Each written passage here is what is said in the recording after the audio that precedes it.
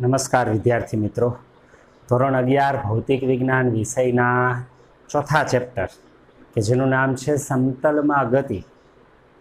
એના ગયા લેક્ચરની અંદર આપણે નિયમિત વર્તુળમય ગતિ એના માટે કેન્દ્રગામી પ્રવેગ એનું સૂત્ર આપણે ભણ્યા હતા. કેન્દ્રગામી પ્રવેગ વેગ સ્વરૂપે, કોણીય વેગ અથવા કોણીય ઝડપ ઓમેગા સ્વરૂપે, કેન્દ્રગામી પ્રવેગ આવૃત્તિ એફ સ્વરૂપે આપણે ભણ્યા હતા.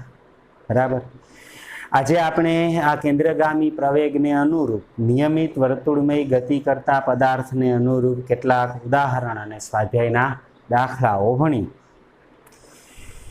નિયમિત વર્તુળમય ગતિ પછી જે એક ટેક્સ્ટમાં ઉદાહરણ આપેલું છે, ઉદાહરણ 4.10 જુઓ એની રકમ.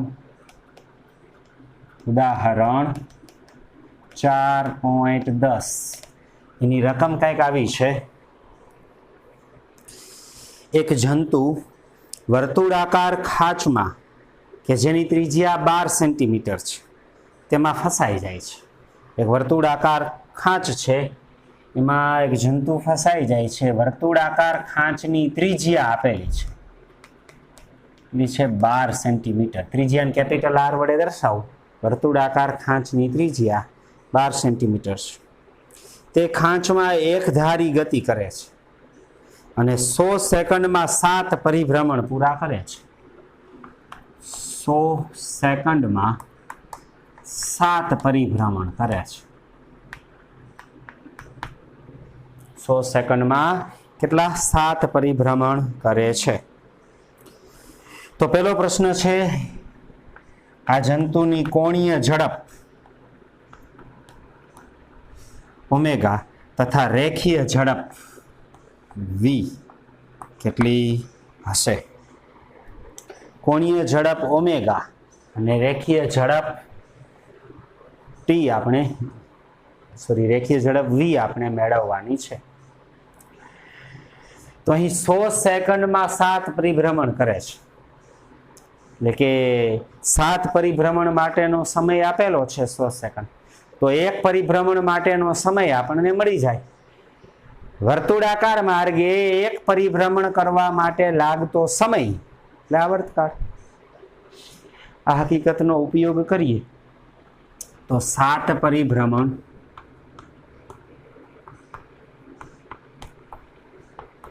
માટે લાગતો સમય, 7 પરિભ્રમણ માટે લાગતો સમય 100 સેકન્ડ. તો પછી એક પરિભ્રમણ વર્તુળાકાર માર્ગે એક પરિભ્રમણ માટે લાગતો સમય કેટલો?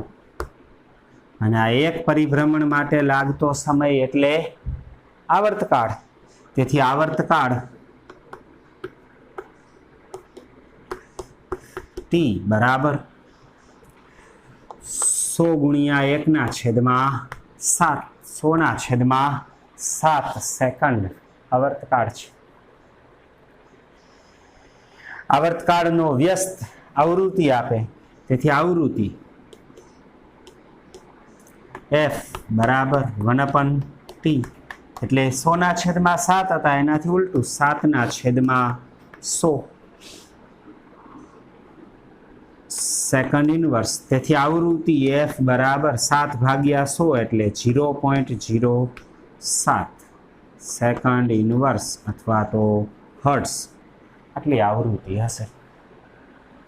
અહીં ઓમેગા અને વી મેળવવા છે, તો ઓમેગા F પરથી મેળવી શકાય. ઓમેગા બરાબર સૂત્ર આપણે ભણ્યા હતા 2π/T અથવા 2π × F. એટલે સૂત્ર આપણે જોયું હતું ઓમેગા બરાબર 2π/F. તેથી ઓમેગા બરાબર 2 પાઈ એટલે 3.14 અને F 0.07. કેલ્ક્યુલેટરથી સાદુરૂપ આપીએ તો ઓમેગાનું મૂલ્ય મળી જાય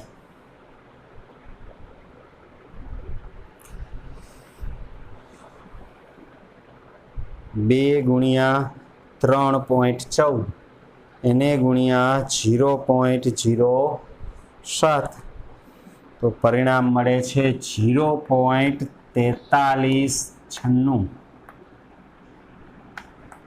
રેડિયન પર સેકન્ડ. આ કોણીય ઝડપ છે, બરાબર.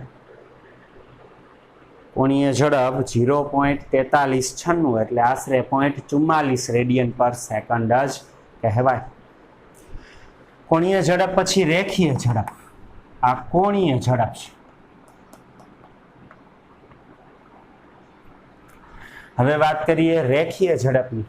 તો રેખીય ઝડપ અને કોણીય ઝડપ વચ્ચેનો સંબંધ v બરાબર r ઓમેગા. રેખીય ઝડપ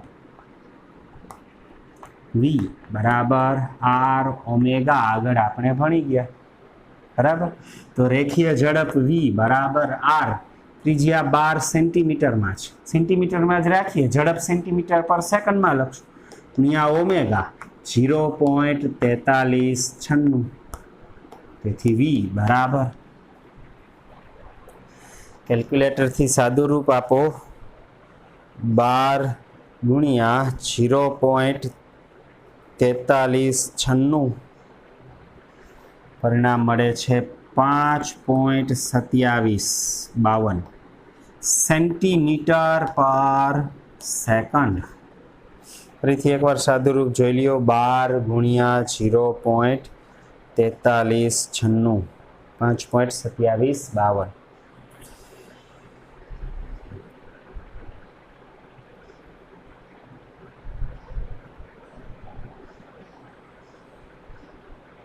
બરાબર.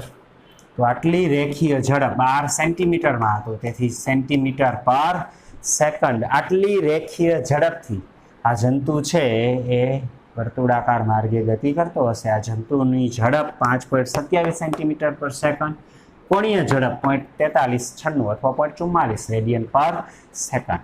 હજી એમાં ને એમાં બીજો પ્રશ્ન છે બી. શું પ્રવેગ સદિશ એ અચળ સદિશ છે? તેનું મૂલ્ય કેટલું? પ્રવેગ સદિશ અચળ સદિશ છે? તો જવાબ છે ના. પ્રવેગ સદિશ અચળ સદિશ નથી.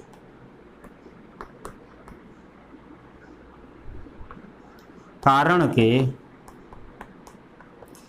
તેની દિશા સતત બદલાય છે.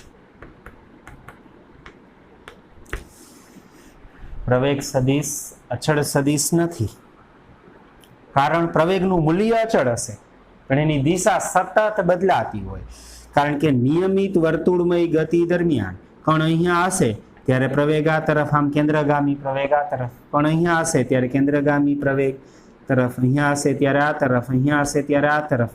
દરેક બિંદુએ પ્રવેગ છે એનું મૂલ્ય સરખું હશે નિયમિત વર્તુળમય ગતિ દરમિયાન, પણ દરેક બિંદુએ પ્રવેગની દિશા સતત બદલાય છે. એની દિશા સતત બદલાય છે, તેથી પ્રવેગ સદિશ અચળ સદિશ નથી. બરાબર. મૂલ્ય કેટલું તે મૂલ્ય મેળવીએ તો કેન્દ્રગામી પ્રવેગ, કેન્દ્રગામી પ્રવેગ એ બરાબર v²/r અથવા r ઓમેગા સ્ક્વેર થી પણ મેળવી શકાય. v²/r v 5.27 એને ગુણ્યા 5.27 v² છે એટલે 2 વાર લખ્યા, છેદમાં r એટલે ત્રિજ્યા કેટલી છે 12 સેન્ટીમીટર. તેથી કેન્દ્રગામી પ્રવેગ AC બરાબર 5.27. કેલ્ક્યુલેટરથી આપો સાદું રૂપ,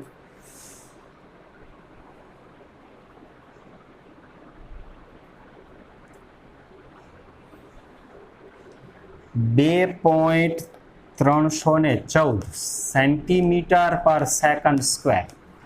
અંતર સેન્ટીમીટરમાં છે તો પ્રવેગનો એકમ સેન્ટીમીટર પર સેકન્ડ સ્ક્વેર થશે. કેન્દ્રગામી પ્રવેગ અથવા આવી રીતે પણ મેળવી શકાય. કેન્દ્રગામી પ્રવેગ AC બરાબર r ઓમેગા સ્ક્વેર. આ સૂત્ર વડે પણ પરિણામ મેળવી શકાય। આર ત્રિજ્યા કેટલી છે 12 ઓમેગા સ્ક્વેર એટલે 0.4396 એને ગુણ્યા 0.4396 આ રીતે સાદું રૂપ આપીએ તો 12 ગુણ્યા 0.4396 એને ગુણ્યા 0.4396 પરિણામ મળે છે 2.31 સેન્ટીમીટર પર સેકન્ડ સ્ક્વેર। આટલો જ પ્રવેગ મળે। છેલ્લા આંકડામાં ત્રીજા આંકડામાં થોડોક ફરક આવશે કારણ કે અહીંયા આપણે આ ત્યાર પછીના આંકડા જોઈએ ધ્યાનમાં નથી લીધા એટલે 2.31 4 એની જગ્યાએ આમાં અલગ 7 કે 8 આવશે। તેથી કેન્દ્રગામી પ્રવેગ 2.31 સેન્ટીમીટર પર સેકન્ડ સ્ક્વેર। આ રીતે અથવા આ રીતે બેમાંથી કોઈ પણ સૂત્રની મદદ વડે લખી શકાય। આવૃત્તિના સૂત્રનો ઉપયોગ કરીને પણ મેળવી શકાય। 4π² f² r બરાબર। એટલે બધાથી પરિણામ તો કેન્દ્રગામી પ્રવેગનું સરખું જ મળશે।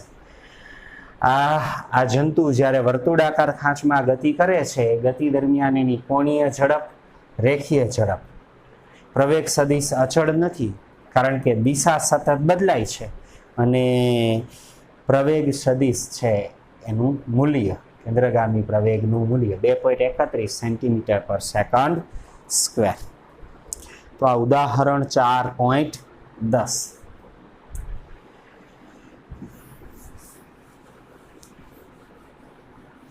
ત્યાર પછી હવે સ્વાધ્યાયના દાખલાઓ જ ગણી। આ નિયમિત વર્તુળમય ગતિને અનુરૂપ સ્વાધ્યાયમાં કેટલાક દાખલા આપેલા હશે એ પહેલા ભણી।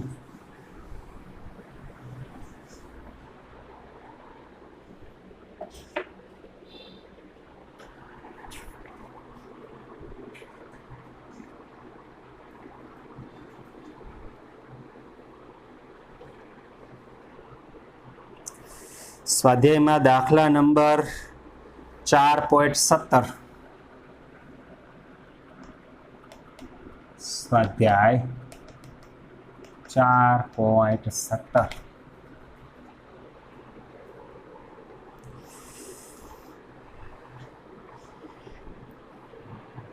80 સેન્ટીમીટર લાંબા દોરડાના એક છેડે એક પથ્થર બાંધેલ છે। દોરડાની લંબાઈ કેટલી છે 80 સેન્ટીમીટર ના છેડે એક પથ્થર બાંધેલ છે અને તેને અચળ ઝડપથી સમક્ષિતિજ વર્તુળાકાર ફેરવવામાં આવે છે। આ રીતે સમજવા માટે હું આકૃતિ દોરું છું। આ રીતે આમ વર્તુળાકાર ફેરવવામાં આવે છે। આ રીતે આ દોરડું હશે બરાબર એના છેડે આ બાંધેલો પથ્થર છે। દોરડાનો છેડો પકડી અને આમ ખેંચીએ એટલે દોરીમાં તણાવ બળ ઉત્પન્ન થાય। દોરીમાં ઉત્પન્ન થતું આ તણાવ બળ આ પથ્થરને વર્તુળાકાર માર્ગે ફરવા માટે કેન્દ્રગામી બળ પૂરું પાડે અને કેન્દ્રગામી બળ મળે તો પથ્થરને કેન્દ્રગામી પ્રવેગ મળશે અને યોગ્ય કેન્દ્રગામી પ્રવેગ મળે તો પથ્થર નિયમિત વર્તુળમય ગતિ કરશે। આમ દોરીના છેડે પથ્થર બાંધી અને નિયમિત વર્તુળમય ગતિ થતી રહેલી છે। દોરીની લંબાઈ જેટલી હશે એટલી જ વર્તુળાકાર માર્ગની ત્રિજ્યા હશે। તેથી દોરીની લંબાઈ ત્રિજ્યા વડે દર્શાવો। દોરીની લંબાઈ એટલે કે વર્તુળાકાર માર્ગની ત્રિજ્યા r કેટલી લંબાઈની દોરી છે 80 સેન્ટીમીટર 80 સેન્ટીમીટર અથવા 0.8 મીટર r બરાબર 0.8 મીટર ત્રિજ્યા છે। અચળ ઝડપથી સમક્ષિતિજ વર્તુળાકાર એને ફેરવવામાં આવે છે। જો પથ્થર 25 સેકન્ડમાં 14 પરિભ્રમણ પૂરા કરતો હોય પથ્થર છે કેટલા સેકન્ડ 25 સેકન્ડમાં 14 પરિભ્રમણ પૂરા કરતો હોય તો પ્રવેગનું માન અને તેની દિશા શોધો। કેન્દ્રગામી પ્રવેગનું માન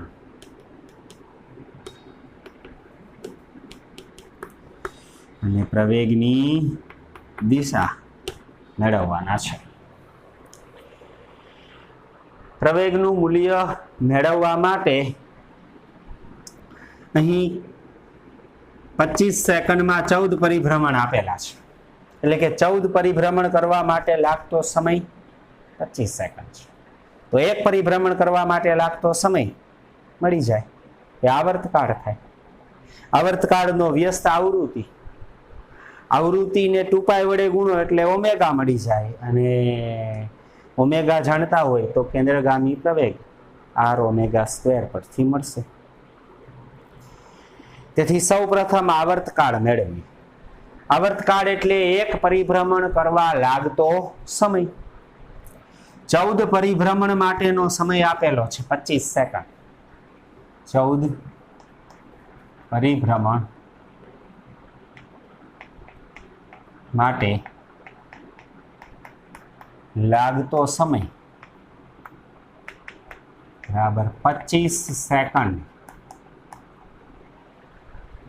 14 પરિભ્રમણ કરવા લાગતો સમય 25 સેકન્ડ હશે. તો એક પરિભ્રમણ માટે લાગતો સમય કેટલો? અને જે એક પરિભ્રમણ કરવા માટે જે સમય લાગે આ સમય એ આવર્તકાળ કહેવાય. તેથી આવર્તકાળ કેપિટલ ટી બરાબર 25 ગુણ્યા 1 ભાગ્યા 14. આટલા આવર્તકાળ, આટલા સેકન્ડ આવર્તકાળથી પથ્થર પરિભ્રમણ કરશે, નિયમિત વર્તુળમય ગતિ કરશે. આ નિયમિત વર્તુળમય ગતિ દરમિયાન આવર્તકાળનો વ્યસ્ત આવૃત્તિ હશે. તેથી આવૃત્તિ F બરાબર 1/t. t 25/14 તો 1/t 14/25 સેકન્ડ ઇનવર્સ અથવા હર્ટ્ઝ, આવૃત્તિનો એકમ હર્ટ્ઝ અથવા સેકન્ડ ઇનવર્સ. આટલી આવૃત્તિથી પરિભ્રમણ કરશે. આવૃત્તિના 2π ગણાને કોણીય આવૃત્તિ કહેવાય. અને એની મદદ વડે કેન્દ્રગામી પ્રવેગનું માન મળે. તો પ્રવેગનું મૂલ્ય, પ્રવેગનું માન AC બરાબર v²/r અથવા r ઓમેગા સ્ક્વેર. પરંતુ ઓમેગા એટલે 2πf. આ કિંમત અહીંયા મૂકીએ તો કેન્દ્રગામી પ્રવેગ AC બરાબર r. તો ઓમેગા સ્ક્વેર એટલે 4π²f².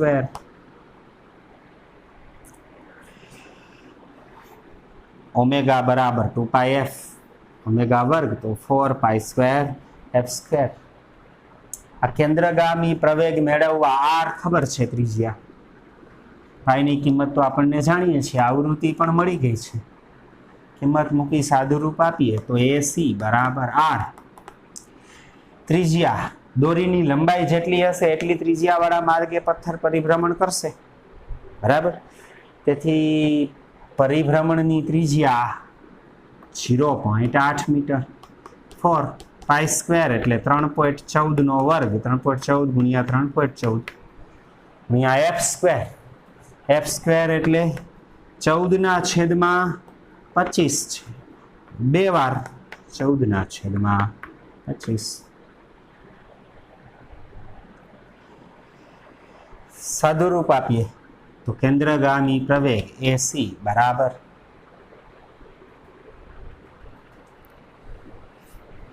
0.8 એને ગુણ્યા 4 એને ગુણ્યા 3.14 વળી ગુણ્યા 3.14 એને ગુણ્યા 14 વળી ગુણ્યા 14 એને ભાગ્યા 25 ભાગ્યા 25. પરિણામ મળે છે 9.89 મીટર પર સેકન્ડ સ્ક્વેર. ફરીથી એકવાર સાદું રૂપ જોઈ લ્યો. 0.8 એને ગુણ્યા 4 એને ગુણ્યા 3.14 વળી ગુણ્યા 3.14 ગુણ્યા 14 ફરીથી ગુણ્યા 14 એને ભાગ્યા 25 એને ભાગ્યા 25 9.89 મીટર પર સેકન્ડ સ્ક્વેર આટલા કેન્દ્રગામી પ્રવેગનું માન આટલું હશે 9.89 અથવા આશરે 10 મીટર પર સેકન્ડ સ્ક્વેર એટલી ઝડપથી પરિભ્રમણ કરશે. બીજું એની દિશા કેન્દ્રગામી પ્રવેગની દિશા કેન્દ્ર તરફ હશે. કેન્દ્રગામી પ્રવેગની દિશા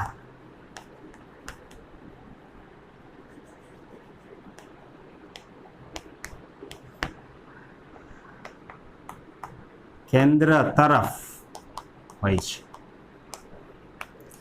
અને જે ગતિ દરમિયાન સતત બદલાતી હોય, અહીંયા કેન્દ્રગામી પ્રવેગ આ તરફ અહીંયા હશે ત્યારે આ તરફ આ તરફ આ તરફ, આમ વર્તુળમય ગતિ દરમિયાન સતત ત્રિજ્યા પર કેન્દ્રની તરફ એ ત્રિજ્યાવર્તી દિશામાં અથવા કેન્દ્ર તરફની દિશામાં કેન્દ્રગામી પ્રવેગની દિશા હશે કે જે સતત બદલાતી હશે. નિયમિત વર્તુળમય ગતિનું આ જ ગતિશાસ્ત્ર છે કે કોઈ પણ પદાર્થને કોઈ પણ રીતે ફરવા માટે કેન્દ્રગામી પ્રવેગ મળે એટલે એ નિયમિત વર્તુળમય ગતિ કરે. અહીં પથ્થર છે એ દોરી સાથે બાંધેલો છે. દોરીને આપણે ખેંચીએ છીએ. વ્યવહારમાં આ પરિસ્થિતિ આપણે બધાનો અનુભવ હશે. એક દોરી લઈ છેડે પથ્થર બાંધેલો હોય અથવા ગોફણ તમે જોયું હોય તો વાડીએ ચકલા ઉડાડવા માટે ગોફણનો ઉપયોગ કરે, બરાબર? તો એમાં એક દોરી છે, દોરીના છેડે પથ્થર બાંધેલો છે. હવે એ દોરીના છેડે રહેલા પથ્થરને આમ સમછીતી સમતલમાં ફેરવવામાં આવે. નિયમિત વર્તુળમય ગતિ કરાવવા માટે શું કરીએ? દોરીને ખેંચીએ છીએ એટલે દોરીમાં તણાવ બળ ઉત્પન્ન થાય. આ તણાવ બળ એ કેન્દ્રગામી બળ જેટલું થાય ને એટલે આ પથ્થર છે ને એને કેન્દ્રગામી બળ મળી રહે. કેન્દ્રગામી બળ કોઈ પણ પદાર્થને મળે ને એટલે વર્તુળમય નિયમિત વર્તુળમય ગતિ કરે, બરાબર? નિયમિત વર્તુળમય ગતિનું આ ગતિશાસ્ત્ર વ્યવહારમાં પણ આનો આપણે ઉપયોગ આ રીતે કરતા હોઈએ છીએ. છેલ્લે મેં કીધું તું હજી એકવાર કહી દઉં કે સૂર્યની આસપાસ પૃથ્વી પરિભ્રમણ કરે છે તો ખરેખર સૂર્ય પૃથ્વી ઉપર ગુરુત્વાકર્ષણ બળ લગાડે છે. આ ગુરુત્વાકર્ષણ બળના કારણે પૃથ્વી કે ગ્રહ છે સૂર્ય તરફ ગતિ કરવાને બદલે આકર્ષી બળ લાગે છે છતાં પૃથ્વી કે કોઈ ગ્રહ સૂર્ય તરફ ગતિ નથી કરતા, પણ એ બળ એ કેન્દ્રગામી બળ પૂરું પાડે છે અને એના કારણે પૃથ્વી કે ગ્રહને કેન્દ્રગામી પ્રવેગ મળે છે. પૃથ્વી કે ગ્રહને કેન્દ્રગામી પ્રવેગ મળે તો એ સૂર્યની આસપાસ વર્તુળાકાર માર્ગે ગતિ કરે, બરાબર? આમ કોઈ પણ પદાર્થને કેન્દ્રગામી બળ મળે, કેન્દ્રગામી પ્રવેગથી ગતિ કરે એટલે એ નિયમિત વર્તુળની ગતિ કરશે. સ્વાધ્યાયમાં દાખલા નંબર 4.17 ત્યાર પછી 4.18 ત્યાર પછીનો દાખલો જુઓ. સ્વાધ્યાયમાં દાખલા નંબર 4.18 આ પણ નિયમિત વર્તુળમય ગતિનો જ દાખલો છે.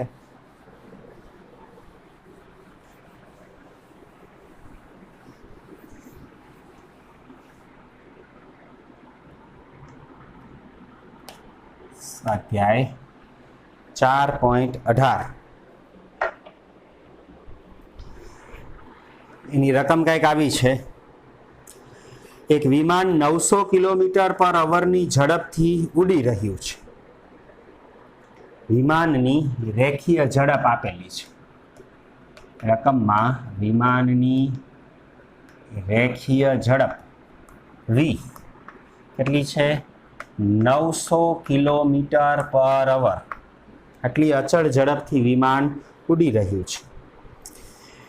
અને 1 કિલોમીટર ત્રિજ્યાનું સમક્ષિતિજ વર્તુળ બનાવે છે.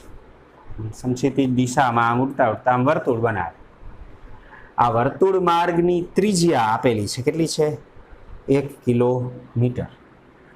તેથી ત્રિજ્યા 1 કિલોમીટર છે. તો પ્રશ્ન છે તેના કેન્દ્રગામી પ્રવેગ ગુરુત્વીય પ્રવેગની સાથે સરખામણી કરો. કેન્દ્રગામી પ્રવેગ અને ગુરુત્વ પ્રવેગ આ બંનેની સરખામણી કરવાની છે. અહીં રેખીય ઝડપ v 900 કિલોમીટર પર અવર છે. એને મીટર પર સેકન્ડમાં રૂપાંતરિત કરીએ તો 900 કિલોમીટરના મીટર કેટલા થાય? 1000 મીટર. છેદમાં કલાકની સેકન્ડ કેટલી? 1 કલાકની 3600 સેકન્ડ. આ 2 0 9 ચોક 36. તેથી ઝડપ v બરાબર 1000 ભાગ્યા 4, 1000 ભાગ્યા 2 500, વળી 500 ભાગ્યા 2 એટલે 250 મીટર પર સેકન્ડ. વિમાનની રેખીય ઝડપ કિલોમીટર પર અવરમાં આપેલી હતી 900 કિલોમીટર પર અવર, અને એને મીટર પર સેકન્ડમાં કેમ લખાય? 250 મીટર પર સેકન્ડ. ત્રિજ્યા r 1 કિલોમીટર છે. 1 કિલોમીટર એટલે 1000 મીટર. આની મદદ વડે કેન્દ્રગામી પ્રવેગ મેળવીએ તો વિમાનને કેન્દ્રગામી પ્રવેગ AC બરાબર કેન્દ્રગામી પ્રવેગનું સૂત્ર રેખીય ઝડપ v હોય તો v² ના છેદમાં r. આગળના લેક્ચરમાં જ આપણે આ કેન્દ્રગામી પ્રવેગ એનું સૂત્ર મેળવ્યું. AC બરાબર v² ના છેદમાં r અથવા r ઓમેગા સ્ક્વેર. તેથી AC બરાબર v આપણને ખબર છે મીટર પર સેકન્ડમાં 250 વર્ગ છે તો 2 વાર ગુણાકાર કરીએ. 250 ગુણ્યા 250 ના છેદમાં r ત્રિજ્યા 1000. તેથી કેન્દ્રગામી પ્રવેગ AC બરાબર આ 0 કેન્સલ, આ અંશમાંથી 2 0 છેદમાંથી 2 0 કેન્સલ. 25 ગુણ્યા 25, 25 નો વર્ગ તમને યાદ હોય 625, એને ભાગ્યા 10 એટલે કે 62.5 મીટર પર સેકન્ડ સ્ક્વેર. કેન્દ્રગામી પ્રવેગ 62.5 મીટર પર સેકન્ડ વર્ગ હશે. વિમાન કે જે સમક્ષિતિજ સમતલમાં આમ વર્તુળાકાર 1 કિલોમીટર ત્રિજ્યાના વર્તુળાકાર માર્ગે ગતિ કરે છે એનો કેન્દ્રગામી પ્રવેગ 62.5 મીટર પર સેકન્ડ સ્ક્વેર હશે. મેં આપેલી પીડીએફમાં અહીંયા પોઈન્ટમાં લખવામાં ભૂલ છે. પોઈન્ટ આંકડો આગળ લખાઈ ગયો છે. બરાબર, સુધાર લેજો. કેન્દ્રગામી પ્રવેગ 62.5 મીટર પર સેકન્ડ સ્ક્વેર છે. આ કેન્દ્રગામી પ્રવેગનું ગુરુત્વ પ્રવેગ સાથે સરખામણી કરવાની છે. તો ગુરુત્વ પ્રવેગ આપણને ખબર છે પૃથ્વીની સપાટી પર ગુરુત્વ પ્રવેગ g કેટલો છે? 9.8 મીટર પર સેકન્ડ સ્ક્વેર જેટલો છે. તો આ 62.5 અને 9.8 બંનેનો ગુણોત્તર કરીએ તો કેન્દ્રગામી પ્રવેગ AC ના છેદમાં ગુરુત્વ પ્રવેગ પૃથ્વીની સપાટી પર ગુરુત્વ પ્રવેગ g બરાબર આ બંનેનો ગુણોત્તર AC 62.5 ના છેદમાં g 9.8. તેથી AC ના છેદમાં g બંનેનો ભાગાકાર કરીએ. 62.5 કેલ્ક્યુલેટરથી ભાગાકાર 62.5 એને ભાગ્યા 9.8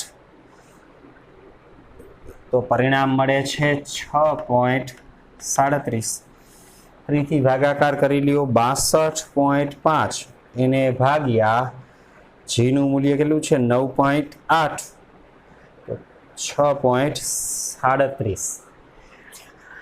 બંનેના એકમ મીટર પર સેકન્ડ સ્ક્વેર સરખા છે એટલે એકમ રહિત આ ગુણોત્તર હશે. તેથી કેન્દ્રગામી પ્રવેગ AC 6.37 g હશે. તેથી કહી શકાય કે વિમાનનો કેન્દ્રગામી પ્રવેગ ગુરુત્વ પ્રવેગ કરતા 6.37 ગણો હશે. તેથી વિમાનનો કેન્દ્રગામી પ્રવેગ